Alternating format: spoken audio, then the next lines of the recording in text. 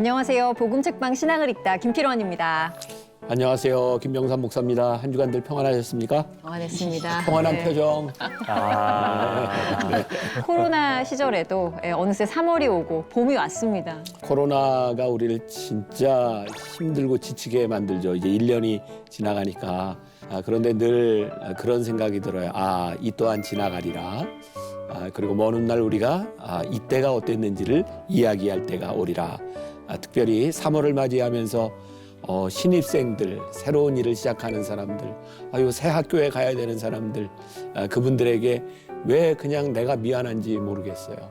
젊은 세대들에게 참 소망이 돼야 될 터인데, 그러나 힘차게 우리 3월을 맞이합시다. 여러분들이 또 추천을 해주셨던 책을 말씀드린 대로 오늘 다루려고 하는데요. 목사님, 그 복음책방에서 함께 읽을 책을 정식으로 좀 소개를 해주시죠. 오늘 책은 3월에 가장 잘 맞는 책일 것 같아요. 파릇파릇 푸릇푸릇 우리들에게 새 영을 이렇게 넣어줄 만한 그런 책. 기대가 되죠. 특히 우리의 영을 깨어나게 할 수 있는 그런 책. 영혼의 호흡과 같은 그런 책. 멋있어. 조금 오래된 책이기는 한데 17세기에 나온 책인데 지금 우리가 살고 있는 이 시대에도 딱 맞을 것 같은 책. 로렌스 형제의 하나님의 임재 연습입니다.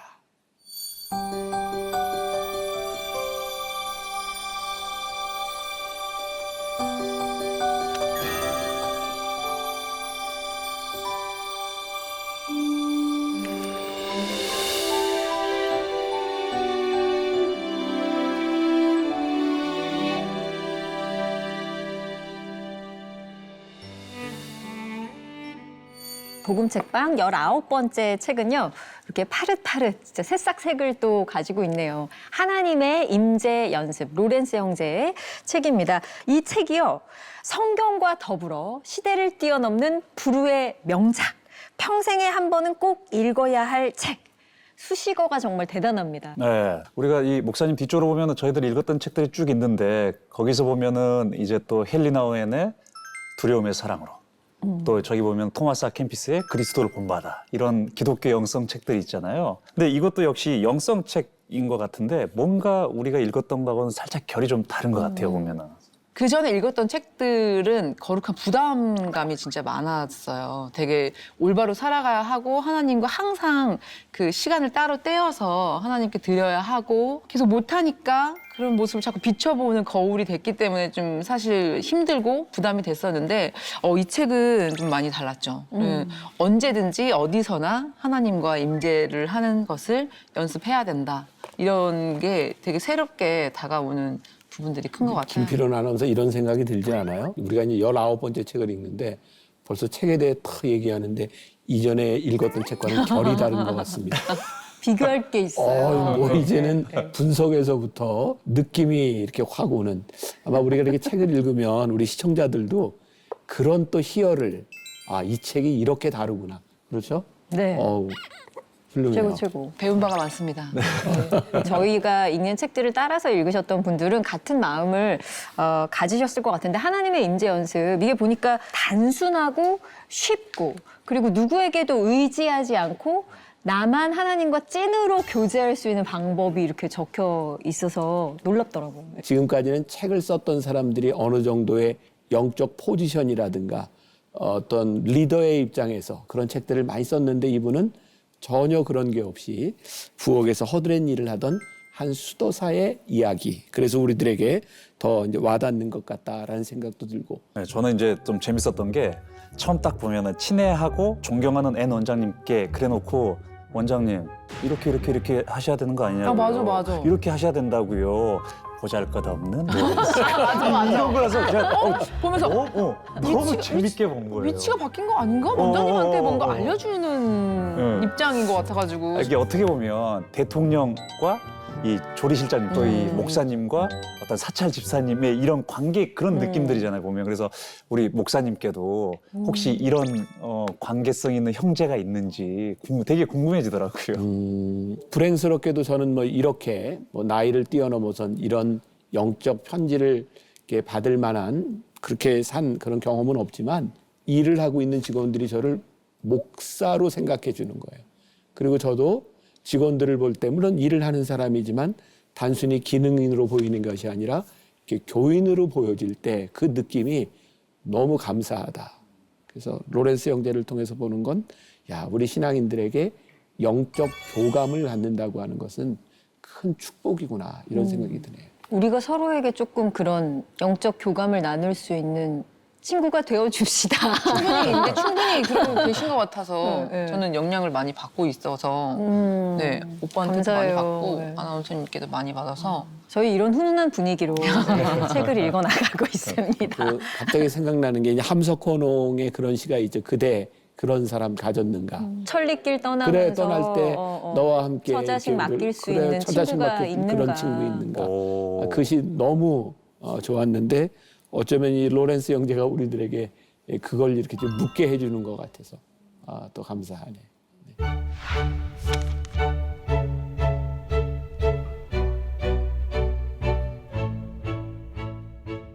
이 책만 빼면 18권을 가지고 나는 18권의 책을 읽었으니까 조금 더 하나님과 더 가까워졌을 텐데 왜 잘 안 되지? 라고 저는 좀 답답해했던 부분들도 있었어요. 그랬는데 이 책 한 권으로 하면서 좀 이렇게 사이다 같이 쭉 내려가는 그런 느낌을 좀 받았거든요, 사실은. 이게 머리글에 보면 이와 같은 상황에서 예수님은 어떤 책도 저술하시지 않았으며 단지 꿋꿋이 당신의 삶을 살아내셨다는 사실을 기억하는 것이 매우 중요하다.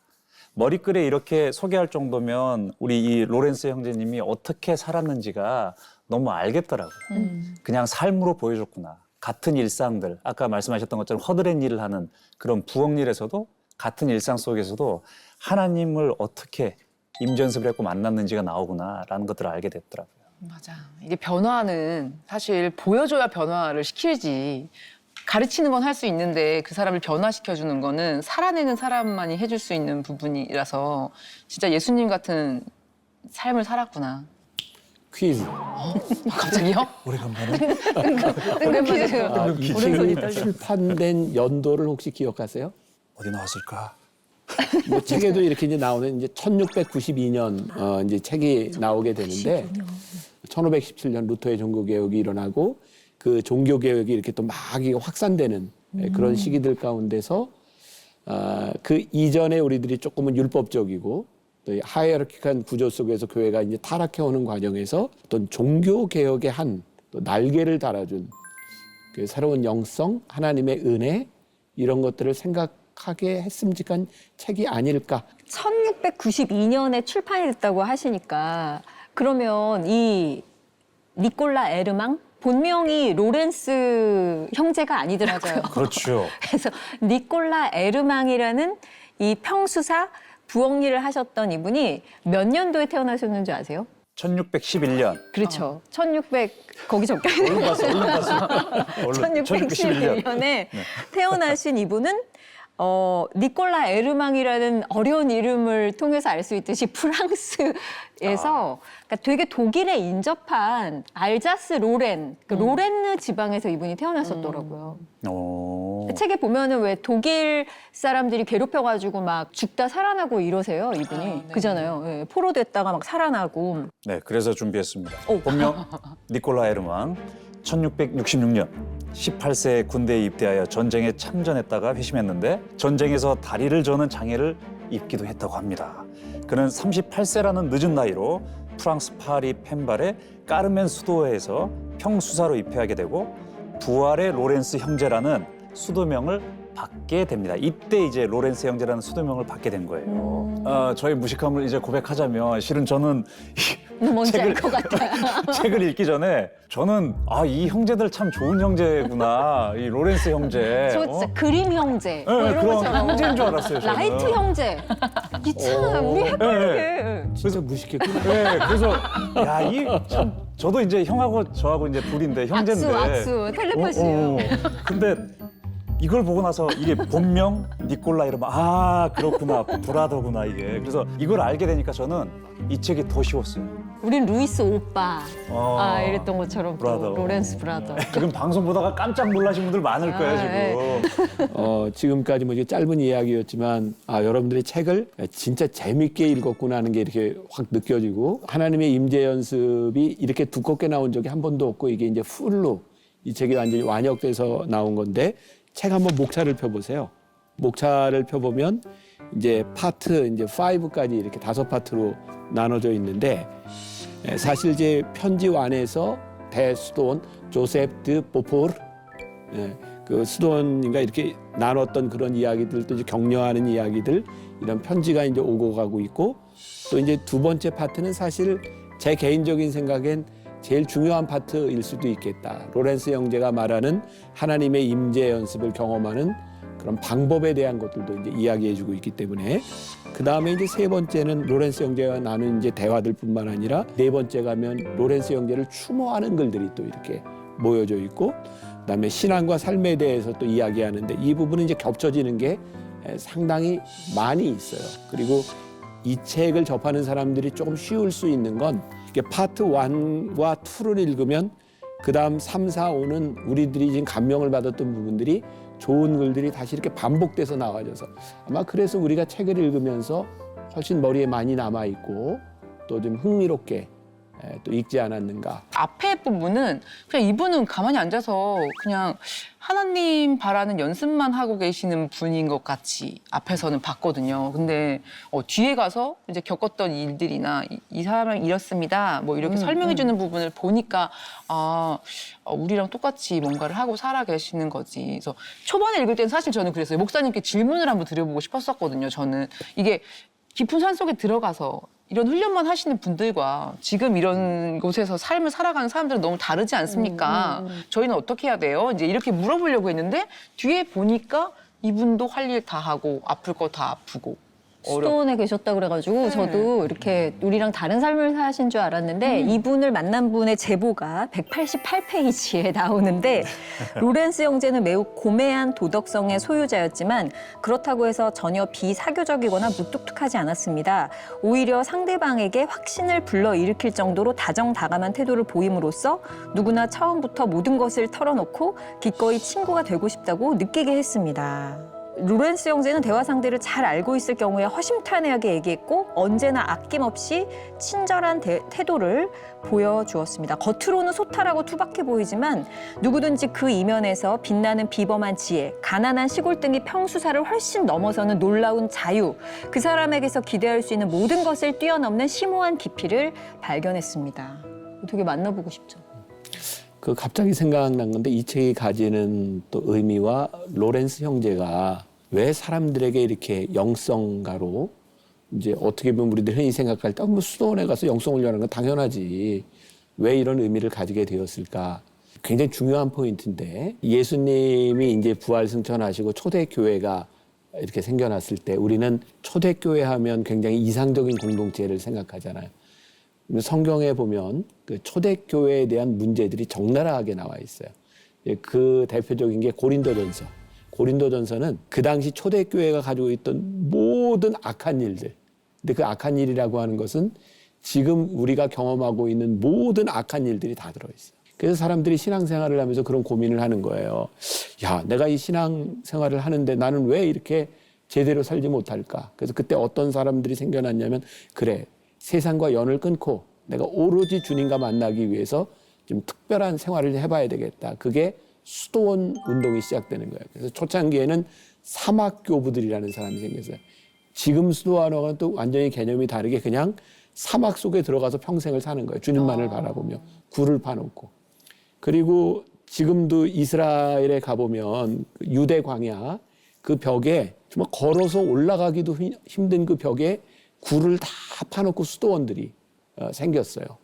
그리고 우리가 잘 아는 어거스틴도 수도원, 그 다음에 말틴 루터도 수도사, 지금 여기 있는 로렌스도 마찬가지고, 그리고 성 프란시스 같은 사람도 이제 돈이 많은 사람이었으나 그걸 다 이렇게 주고 수도사 생활을 해.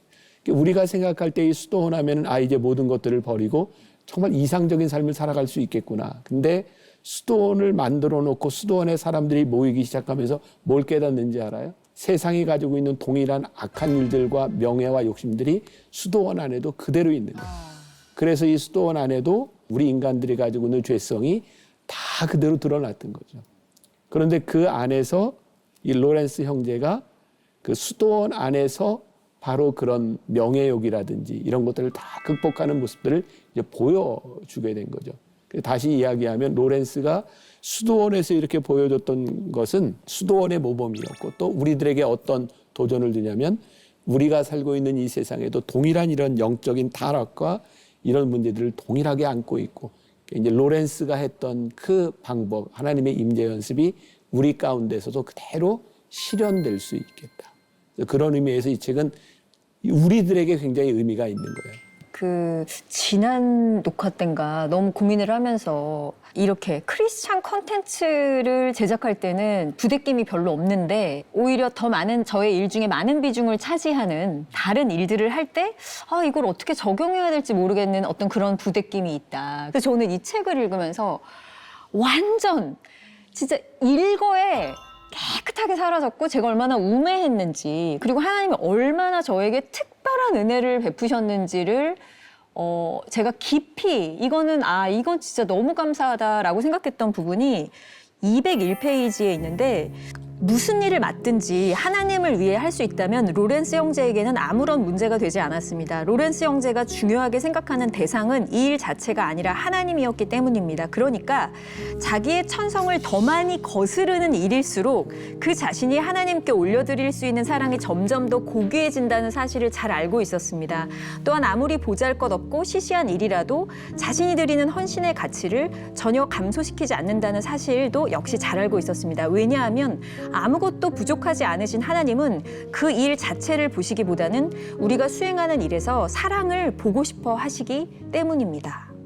정말 할렐루야. 너무너무 좋았어요, 진짜. 이 부분이 받아들여져서 너무 좋았어요. 진짜. 근데 저는 이 책을 보면서 내가 성격이 좀 급하구나라고 생각했던 게 하나님의 임재 연습, 오케이. 처음에 어떻게 임재 연습 어디서 들어가면 돼? 어떻게 들어가면 돼? 그러고 봤는데 안 나오는 거예요. 그래서 경애하는 원장님, 사랑하는 원장님. 그래서 뭐 어떻게 하라고? 임재 연습은 어디 나온 거야? 그랬더니 이 66페이지에 보니까 아주 이게 또 맛깔나게 또 써놓으셨어요. 원장님은 자비로우신 주님이 기꺼이 저에게 허락하신 하나님의 임재를 계속해서 맛보는 상태에 도달하기 위해 지금까지 활용해온 방법을 가르쳐달라고 지속적으로 요청해 오셨습니다. 그러나 상당히 오랫동안 내키지 않는 마음으로 버티고 있었는데 이제는 원장님의 끈질긴 열망에 감동하여 솔직히 말씀드리지 않을 수 없습니다. 저도 65페이지까지 계속 이게 끈질기게 이 열망으로 얘기했거든요. 그런데 아무에게도 보여주지 않는다는 조건으로 이 편지를 쓰고 있는 것입니다. 그러니 이 편지를 다른 사람에게 보여주었다는 사실이 드러나게 되면 원장님이 완전해지기를 바라는 저의 열망이 아무리 간절하더라도 계속 이와 같은 이야기를 나눌 수는 없을 것입니다. 그렇게 하고 이건 혼자만 보세요. 혼자만 보셔야 돼. 무슨 비법서야 이거는. 아니면 이제 전 말하지 않을 거예요. 네. 그래가지고는 봤더니 아까 목사님이 말씀하셨던 것처럼 이 뒤에는 간단하게 얘기해놓고 파트 2에 갔더니 이제 그 임재 방법에 대해서 쫙 나와 있는 거여서 그렇구나 뭐 이랬어요. 자, 복음 책방의 주인장 우리 김병삼 목사님의 신앙을 통한 또 책을 통한 시원한 신앙 읽기가 여러분 시작됩니다. 박수로 맞이합시다. 감사합니다, 목사님.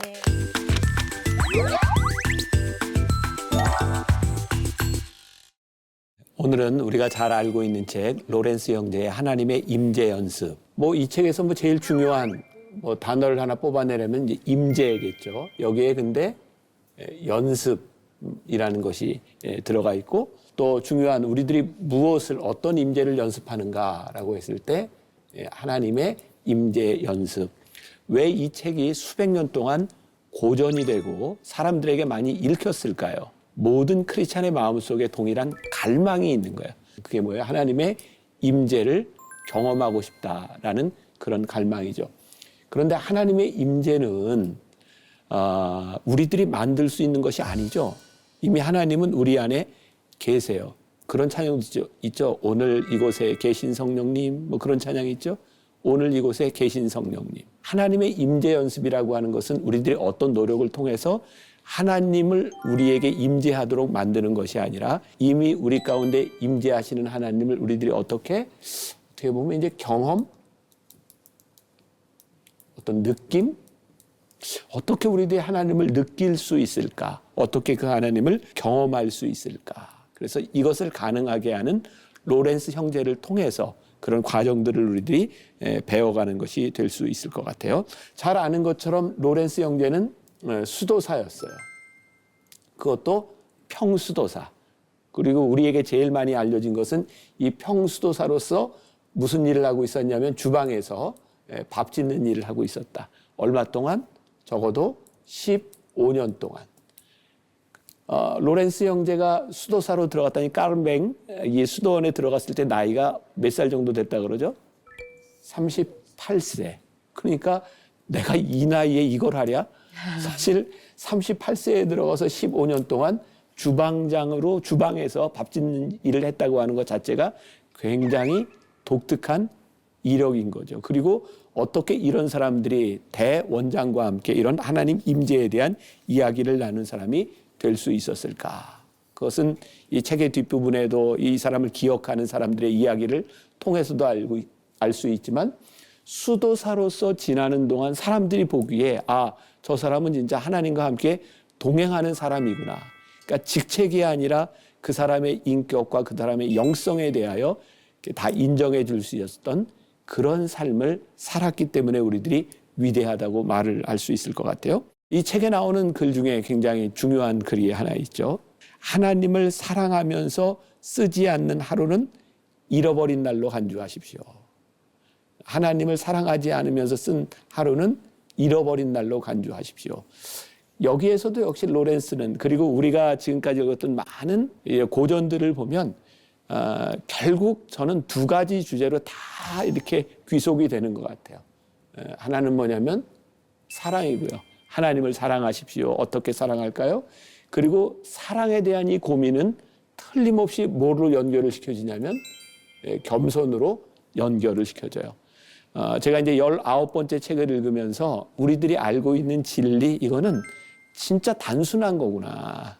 그리고 우리가 복잡하게 생각했던 것이 얼마나 단순한지를 깨달아 아는 순간 소위 말해 유레카죠.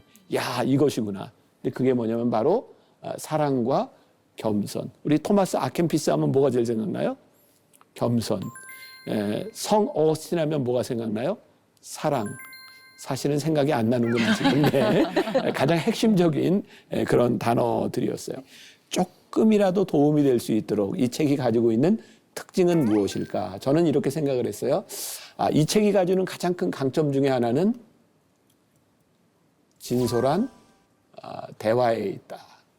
어떤 꾸밈이나 이런 것이 있는 것도 아니고 정말 이렇게 신분의 격차 때문에 뭐 의례, 예식 이런 걸 갖춰야 되는 것도 아니고 그냥 있는 그대로의 대화들을 하고 있다는 거죠. 그래서 이 책은 포장되지 않은 날것과 같은, 우리가 깨닫는 것 중에 하나가, 이건 로렌스뿐만 아니라 로렌스가 얘기하는 다른 사람들도 다 알아. 뭘 아냐면 로렌스가 부엌일 싫어했다는 걸. 이 위대한 영성가가 이야기를 하면서 나는 이 밥을 지으면서 여기서 하나님의 임재를 느낍니다라고 얘기한 이 사람이 뭐라고 얘기해요? 사실은 난 부엌일이 싫었어. 그리고 이걸 다른 사람들도 다 알고 있었다는 거. 15페이지에 가서 보면 이게 이제 앞부분 프롤로그에 나온 얘기인데 이런 말이죠.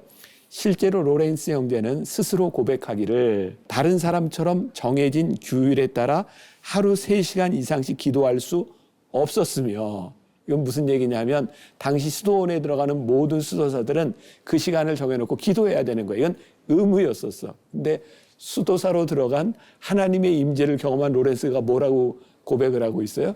정해놓은 시간에 나는 기도할 수 없었으며 묵상기도 시간을 보낸 이후에도 도대체 그것이 무슨 의미가 있는지를 제대로 설명할 수 없었다고 고백했다. 사실은 이런 이야기는 정말 영적인 내공을 가지지 않으면 정말 말하기 힘든 부분이었겠다.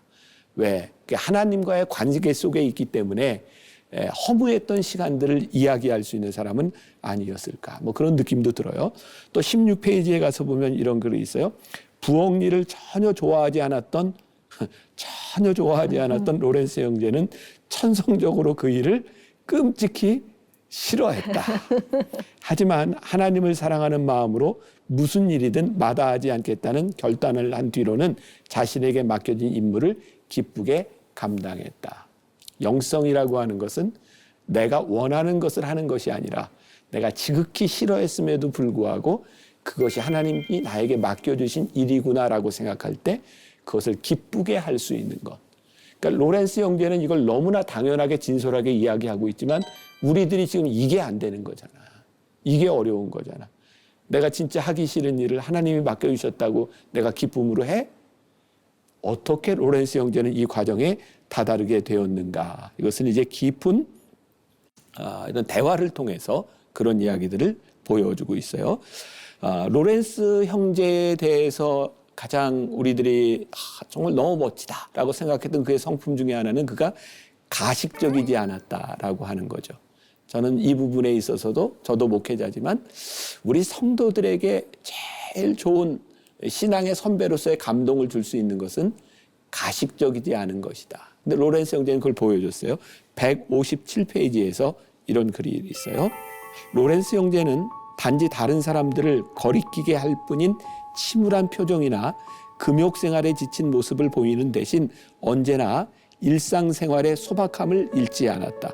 스스럼 없이 모든 사람과 함께 어울리면서 언제나 주변 형제 자매들에게 친절하고 거리낌 없는 진솔한 태도로 행동하였고 다른 사람들보다 자기가 더 우월하다고 주장한 적이 없었습니다. 그러니까 이제 누군가 이제 상담을 하러 온 거죠. 뭐 예를 들어서 수도사님 저는요 이렇게 기도하는 시간에 늘 졸려서 집중할 수가 없어요. 그때 로렌스 형제는 나도 졸아. 이제 이런 내 속에 있는 그런 그 감정들, 내 속에 있는 욕망 이런 것들을 나에게도 있어. 그러나 어떻게 이것들을 이겨갈 거야. 아마 그래서 로렌스 형제와 대화하고 싶은 사람들이 참 많았던 것 같아요. 자, 또 한 문장을 좀 소개할게요. 우리의 마음을 기도의 골방으로 만들어 시시때때로 일상에서 물러나 따뜻하고 겸손하고 사랑스럽게 하나님과 대화를 나눌 수 있습니다. 그러니까 사실 이게 이제 답이 좀 있는 거죠. 임재 연습을 하는데 우리들 모두 다 이런 특성을 가지고 있지만 하나님을 우리들이 만나고 임재를 연습하기 위해서는 여러분들의 일상에 이 시끄럽고 분주한 가운데서 기도의 골방을 만드세요. 사실 굉장히 중요한 이야기를 하고 있습니다. 자, 정말 로렌스가 싫어했던 일처럼 너무 힘들어요. 저는 그게 너무 싫었거든요. 그가 이렇게 생활할 수 있었던 가장 중요한 단어 그것은 사랑이었어요. 이 사랑은 하나님과 친밀함 가운데서 나오는 것. 그럼 내가 해야 되는 건 뭐지? 내가 호흡을 하듯이 계속 하나님과 대화하고 일상에서 계속 예수님과 동행해야 되겠다. 다른 아무것도 할 수 없다고 할지라도 하나님을 사랑하는 마음으로 저는 만족할 수 있습니다. 너무 좋은 거예요. 사랑을 하면 그 사람이 기뻐하는 게 내가 기쁘고 그냥 다 해주고 싶은 거잖아요. 내가 뭔가 흔들릴 땐 하나님을 찐 사랑하면 되는구나. 훌륭들 해요. 하산해.